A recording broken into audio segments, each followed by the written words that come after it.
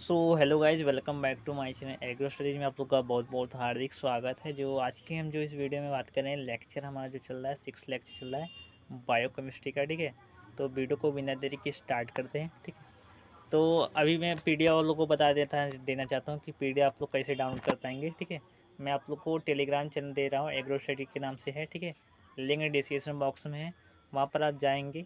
उसके बाद आप लोग को सबसे पहले जो पीडीएफ मिलेगा उसमें लिखा होगा बायोकेमिस्ट्री नोट्स। ठीक है, पासवर्ड प्रोटेक्टर। ठीक है, तो जैसे क्लिक करेंगे, डाउनलोड करेंगे तो उसमें पासवर्ड मांगेगा। तो पासवर्ड क्या है मैं आप लोग को बता देना चाहता हूँ। पासवर्ड हमारा एग्रो, ठीक है, सबसे छोटे लेटर में है एग्रो स्टडी, STDU। ठीक है, STUDY। ठीक है, एग्रो स्टडी 0123, स्पेस मत लगाना है। ठीक है, एग्रो स्टडी 0123 हमारा ये पासवर्ड है। ठीक है, AGRO। ठीक है, STUDY।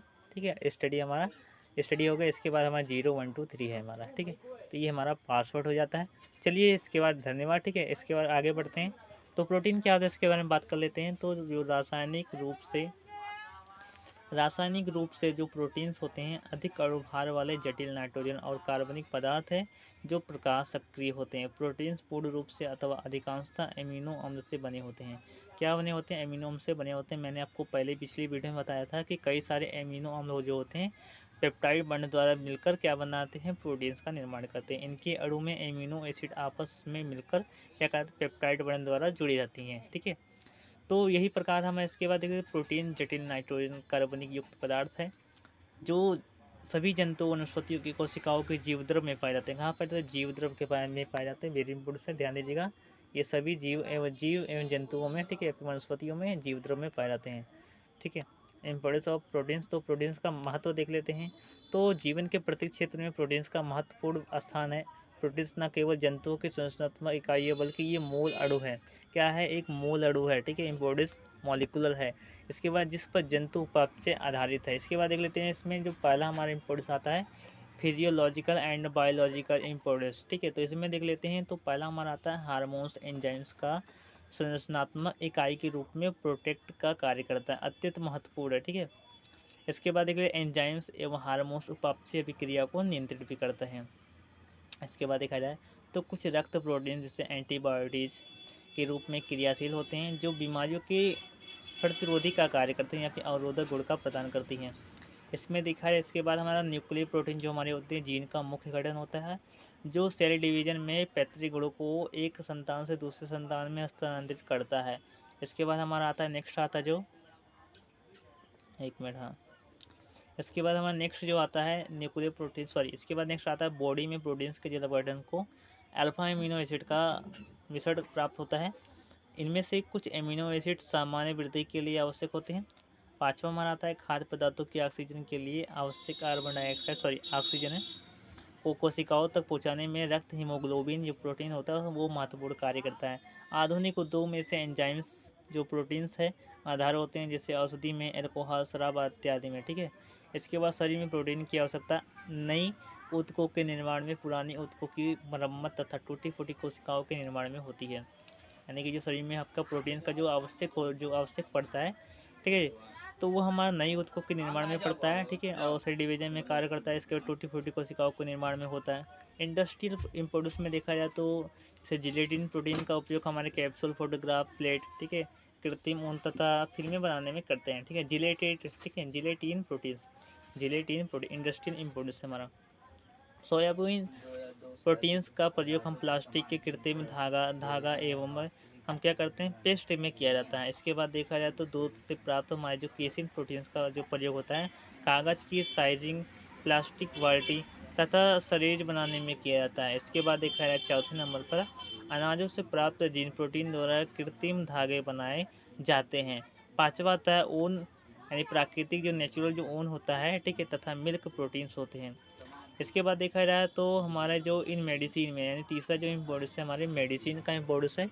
तो मेडिसिन का क्या इम्पोर्टेंस है ये देख लेते हैं। तो पहला आता है अनेक प्रोटीन्स का प्रयोग हमारे औषधि के रूप में होता है। जैसे हमारे इंसुलिन का प्रयोग हमारा होता है मधुमेह में। एटीएस का प्रयोग हम टिटनेस के नियंत्रण में किया जाता है। अगला आता है स्मॉल पॉक्स, इन्फ्लुएंस, ठीक है, रेबीज को पैदा करने वाले जो वायरस होते हैं प्रोटीन्स होते हैं।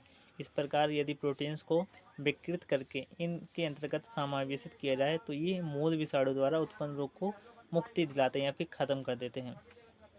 क्लासिफिकेशन ऑफ प्रोटीन्स, तो क्लासिफिकेशन देख लेते हैं। तो संगठन एवं घुलनशीलता के आधार पर, यानी संगठन ध्यान दीजिएगा, संगठन एवं घुलनशीलता के आधार पर देख लेते हैं। तो प्रोटीन का वर्गीकरण उनके भौतिक गुण, संकीर्णता एवं घुलनशीलता के आधार पर निम्नलिखित प्रकार से किया गया है। पहला हमारा आता है सिंपल प्रोटीन।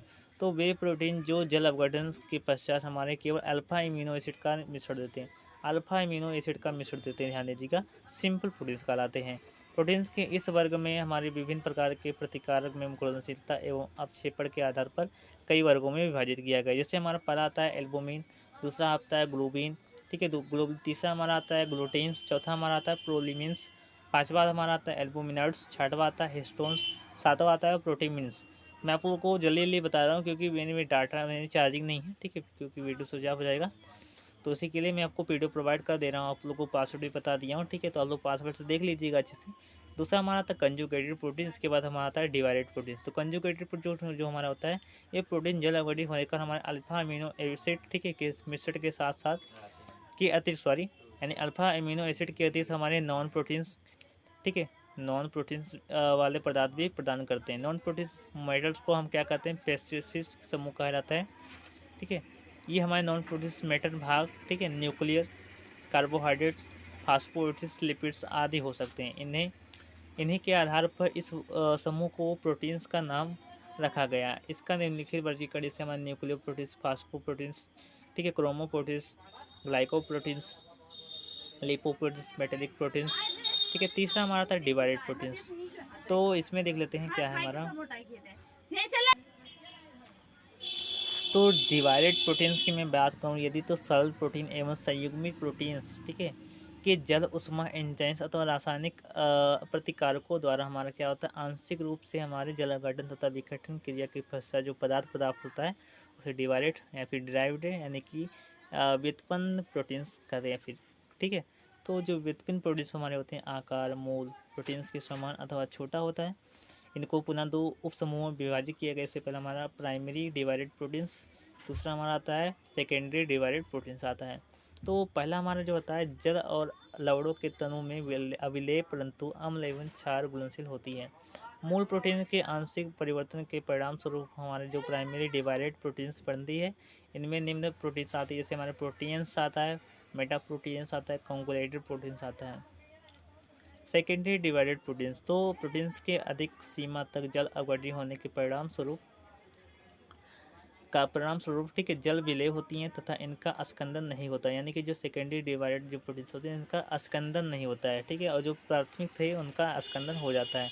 इसके अंतर्गत कैसे हमारे प्रोटीओसिस आते हैं, पेप्टोन्स आते हैं, पेप्टाइड्स आते हैं, अमीनो एसिड्स आते हैं। दूसरा जो क्लासिफिकेशन किया गया आकृति के आधार पर प्रोटीन्स का क्लासिफिकेशन किया गया है। तो पहला हमारा फाइब्रोस प्रोटीन्स आता है और दूसरा हमारा आता है ग्लोबुलर प्रोटीन्स आता है, ठीक है। इसके बाद देख लेते हैं कार्य के आधार पर। तो कार्य के आधार पर जैसे एंजाइम्स प्रोटीन्स हैं, हार्मोन्स प्रोटीन्स, इस प्रकार से हमारे प्रोटीन्स होते हैं। चलिए स्ट्रक्चर ऑफ प्रोटीन्स देख लेते हैं। तो इसका भी स्ट्रक्चर बहुत सारे प्रकार से दिया गया, ठीक है। तो जो सबसे सर्वमान्य जो हमारा स्ट्रक्चर है हमारा एमिल फिशर का है। हर चीज़ में एमिल फिशर ज़्यादा आगे हैं। तो कुछ इस प्रकार से होता है, ठीक है। स्क्रीनशॉट ले सकते हैं, फिर पीडीएफ में भी आप लोगों को प्रोवाइड कर दूंगा अच्छे से, ठीक है। सभी विषयों का जितने भी लेक्चर हुए सबके सब पीडीएफ का मैं आप लोग को लिंक प्रोवाइड कर दे रहा हूँ, ठीक है, ध्यान दीजिएगा।